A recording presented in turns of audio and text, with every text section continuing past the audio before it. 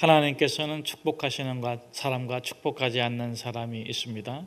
하나님께서는 어떤 사람에게 복을 주시고 어떤 사람에게는 복을 내리지 않으실까요? 첫째는 회개하는 사람에게 하나님께서는 복을 주십니다. 두 번째로는 순종하는 사람에게 하나님께서 축복해 주십니다. 하나님께서 가장 많이 축복해 주시는 사람은 회개하고 순종하는 사람입니다. 그런데 이 회개와 순종의 기준이 있습니다. 회개와 순종의 기준이 무엇입니까?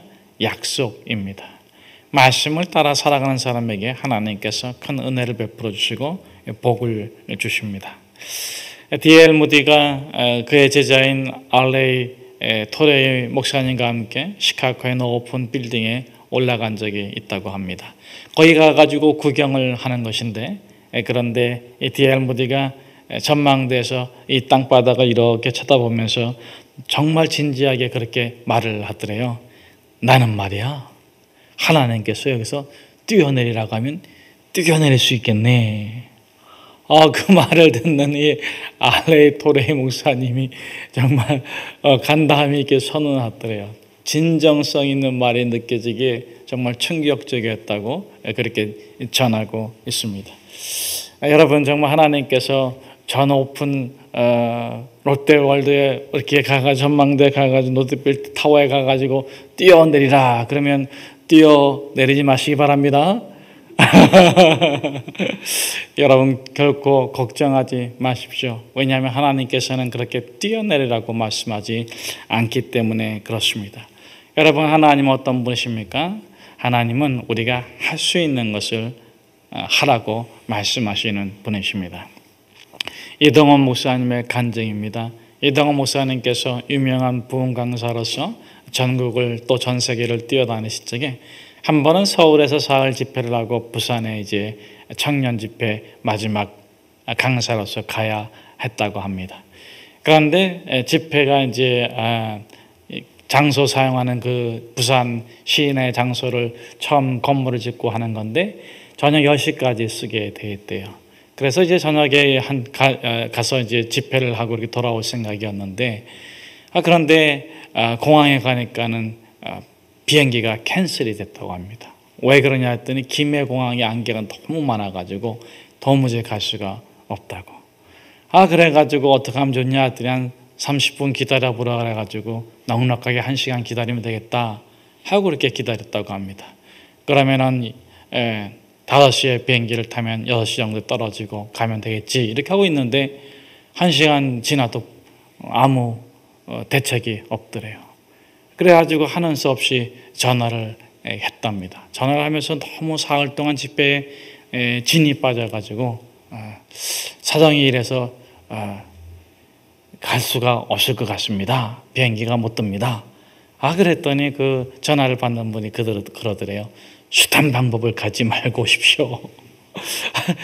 그래서 그 말에 용기를 내가지고 아시아나항공도 가보고 대한항공도 가보고 막 이렇게 해봤는데 비행기가 이제 김해공항 사정상으로 완전히 클로즈 돼가지고 오늘은 없다는 거예요. 다시 전화를 했답니다. 이렇게 돼가지고 불가능합니다. 그래도 수단과 방법을 가리지 말고 오십시오. 택시를 타면 3시간 반이면 옵니다. 시계를 보니까 5시예요. 얼른 가가지고 택시를 잡으려고 나갔답니다. 나가가지고 택시를 잡았는데 부산까지 3시간 반이면 갑니까? 그랬더니 무슨 3시간 반이에요? 이렇게 비가 오는데 최소한 5시간은 걸립니다. 그래가지고 다시 또 전화를 했답니다. 5시간이면 지금 5시인데 5시간 걸리면 10시고 제가 가도 소용이 없습니다. 못 가겠습니다. 했더니 목사님, 수단 방법을 가지 말고 오세요.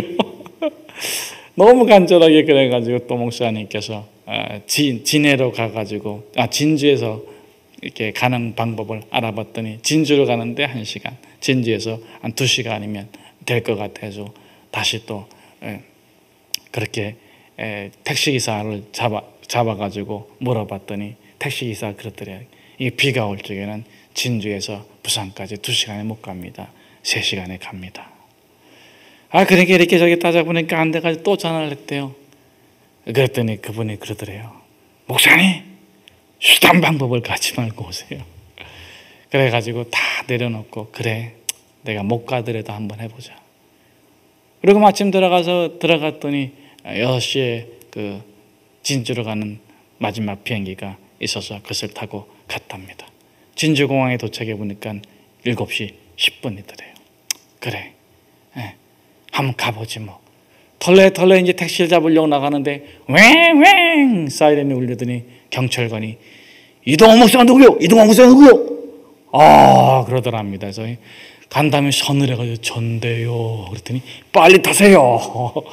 그렇게 해가지고 경찰차를 태워가지고 9시 반에 도착해서 가장 길게 오래 걸려서 가가지고 가장 짧은 설교를 했다고 합니다.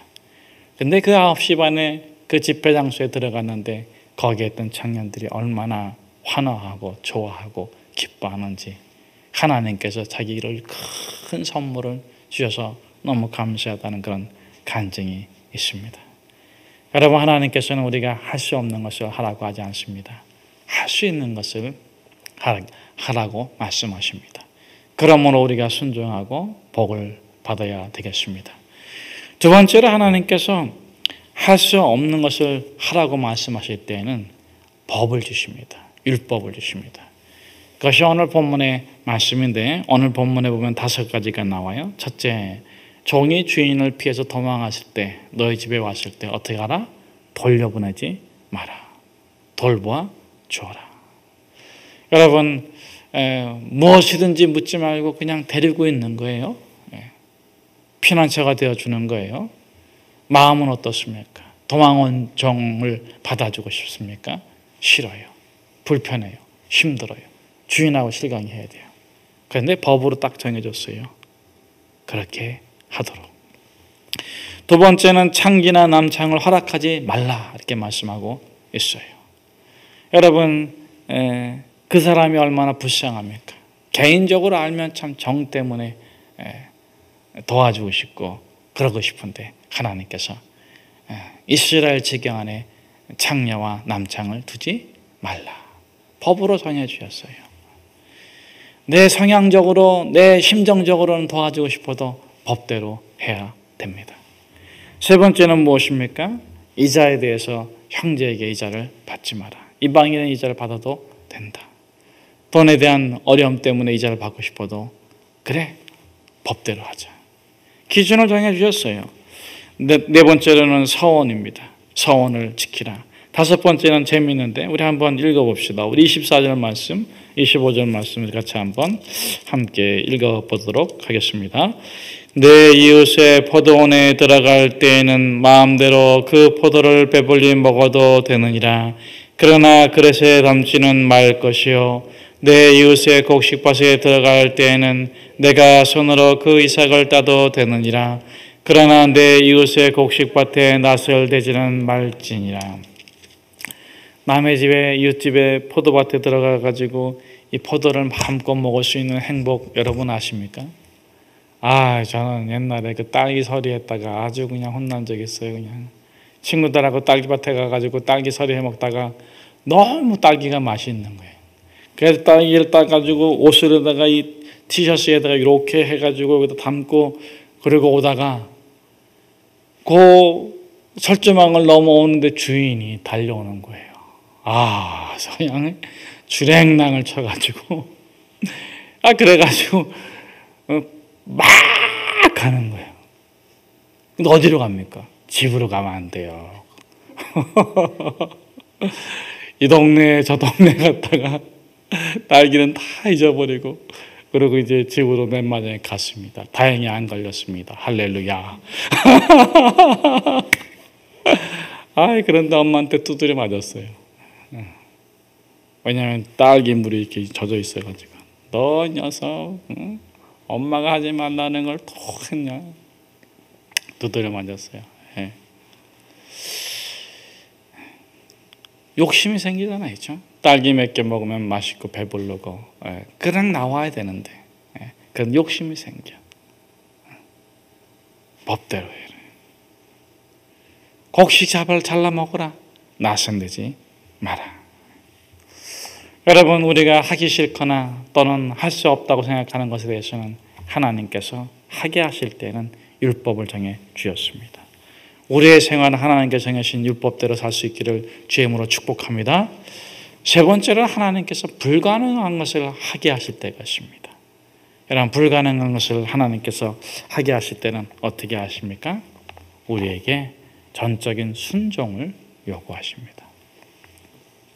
상프란시스 형제회에 한 젊은 청년이 찾아왔습니다. 자기가 평생 그 회에 소속가서 삶을 살고 싶다고 그래요. 그러냐고. 그런데 수사가 나오더니 그 젊은 청년을 테스트합니다. 근데 어떻게 하냐면은, 뭐게 청년, 저기 저 밭에 배추가 보이지? 네, 보입니다. 저거 거꾸로 심어. 이 청년이 황당한 거예요. 응? 배추를 어떻게 거꾸로 심냐? 근데 여러분, 그 형제회에서 보고 싶은 게 뭡니까?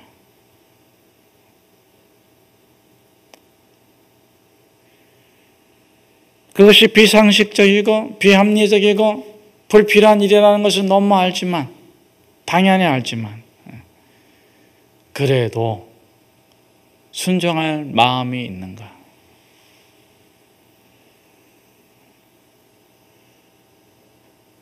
논리적으로 설명할 수 없을 때도 있고, 당장 이해가 안 될 때도 있고, 자신이 다 헤아릴 수 없는 것이 있을 때도 있는데, 그때도 공동체의 결정을 먼저 따를 것인가 하는 성품을 보고자 했던 것이 아니겠습니까?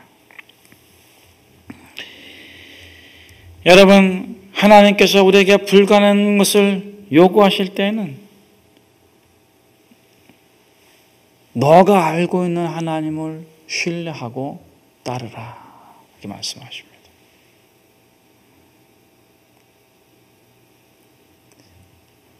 그때 순종하는 자에게 하나님께서 자신이 이해할 수 없고 자신이 누릴 수 없는 세계를 열어주시는 거예요. 저는 저와 여러분이 홍해를 건너가기를 주의 이름으로 축복합니다. 광야를 건너가기를 주의 이름으로 축복합니다. 가나안 땅에 들어갈 수 있기를 주의 이름으로 축복합니다. 철병거가 있어도 들어가기를 주의 이름으로 축복합니다. 높은 산지도 갈래처럼 들어가기를 주의 이름으로 축복합니다. 네 번째로, 하나님께서 우리가 할 수 있는 순종이 아니라 우리가 드리는 순종이 아니라 하나님이 원하시는 순종을 요구할 때가 있어요.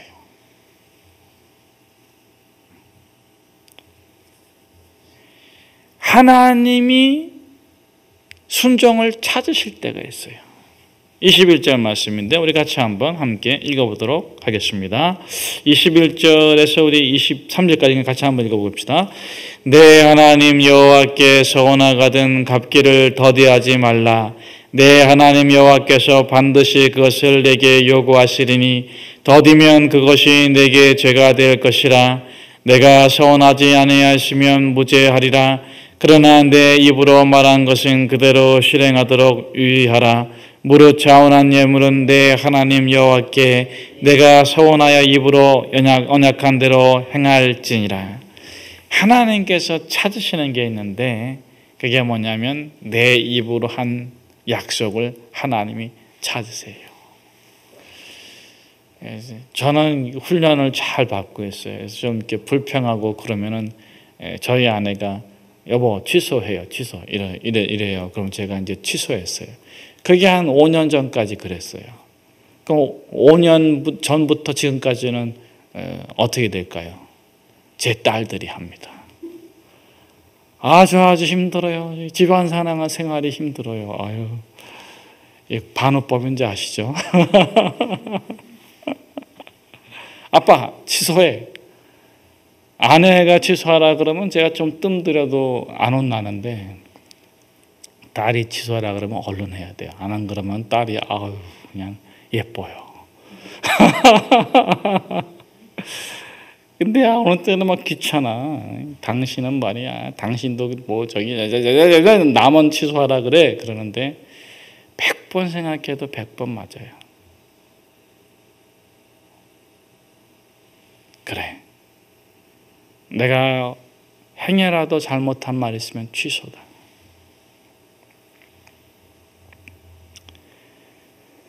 여러분, 말 한마디가 얼마나 중요한가? 입다라는 사사가 있습니다. 이스라엘 원수 암몬과 싸우는데 하늘을 향해서 군사들이 듣는 데서 약속을 합니다. 만약 하나님께서 이 암몬 족속을 나의 손에 붙인다면 내가 승리를 해가지고 돌아갈 적에 우리 집 대문에서 제일 먼저 나오는 사람을 번제물로 드리겠습니다. 해서는 안 되는 약속이죠. 하나님께서 기뻐하지 않은 약속이에요. 왜? 하나님은 사람을 제물로 받지 않으십니다. 그런데 이 자기 덫이 흥분이 돼가지고 이 입다가 그렇게 약속을 했어요. 내뱉었어요. 승리했습니다. 아주 흥분하고 좋아가지고 군대가 개선 행군을 해가지고 그 마을에 들어가고 그 마을 중앙에 있는 자기 집 앞으로 가는데 대문이 쫙 열리고 누가 나왔을까요?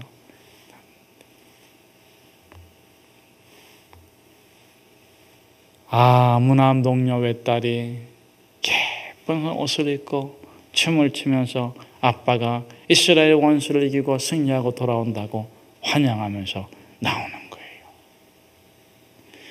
그 집안에 있는 사람들이 다 그 아이를 먼저 내보내고 뒤에서 다 이렇게 있습니다.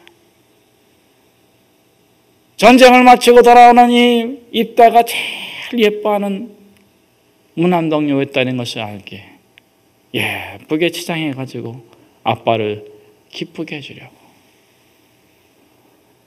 입다가 엉엉 울면서 후회를 합니다. 그런데 그 얘기를 이 어린 딸이 들어요. 그리고 뭐라고 말합니까? 사사기에 보면 아빠의 입의 말씀대로 하십시오. 하지만 저에게 2달만 시간을 주시면 제가 친구들과 같이 숲에 가서 시간을 보내고 돌아와서 제물이 되겠습니다. 그렇게 했어요. 재미있는 것은 재미있다 그러면 좀 너무 알겠지만 저는 그 본문을 보면서 그렇게 생각합니다. 왜 하나님께서 그만두라 그러지 않으셨을까? 아마 교훈을 삼기 위해서 하신 것이 아닐까. 하나님이 원치 않는 제사를 드리는데 그 입의 말을 지키는 것에 대해서 두 번째, 제가 그저 개인적으로 묵상하는 것은 하나님께서는 그 딸에게 가장 큰 축복과 가장 복된 천국의 삶을 허락하셨을 것이다. 왜냐하면 자기 아버지의 입의 말을 지키도록 자신을 내어주는 그 사람이 누굽니까? 이삭 아니겠습니까? 순종의 사람 이삭. 가자! 어디 가는데요? 저 모리아산에 간다. 왜요? 번제로 드리러 간다. 네? 알았습니다.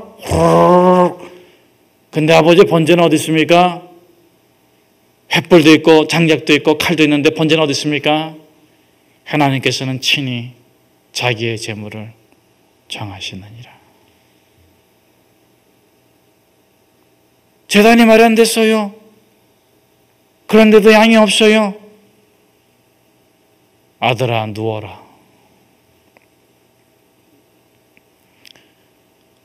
저희 막내가 10살입니다. 걔 힘세요. 우습게 보지 마세요.